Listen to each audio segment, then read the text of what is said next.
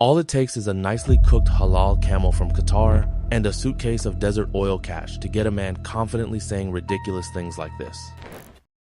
By quoting something called the Book of Esther, which is in the Christian Old Testament, a controversial book for a long time. Martin Luther thought it shouldn't have been there, but it is there.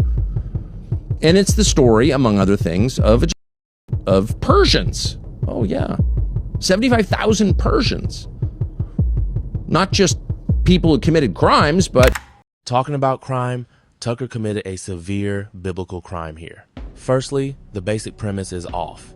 The Book of Esther does not encourage genocide. It describes a specific historical threat and a defensive response. The story begins with a decree by Haman to annihilate the Jewish population of Persia. In the Book of Esther, chapter 3, verse 13, we read, "And the letters were sent by posts into all the king's provinces, to destroy, and to cause to perish, all Jews, both young and old, little children and women, in one day." That's the genocidal intent in the narrative, and it's aimed at the Jews, not coming from them. Second, the response described in the text is limited and contextual. The Jews are granted permission by the Persian king to defend themselves against those who would carry out the attack. Here is what is being said in chapter 8, verse 11. "To gather themselves together, and to stand for their life, to destroy, to slay, and to cause to perish all the power of the people that would assault them." That's not a blanket command to wipe out others. It's a survival scenario within a specific political crisis.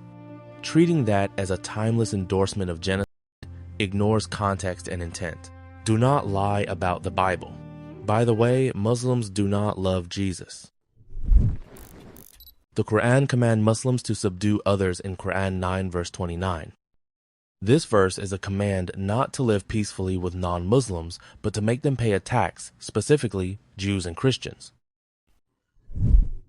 Jesus claimed to be God, John 1:1, John 8:58, John 10:30, John 20:28, yet they reduce him to a mere prophet. Jesus said in Luke 11 that when you pray, say, "Our Father in heaven," yet Muslims deny that God is Father. Therefore, they do not truly believe in him.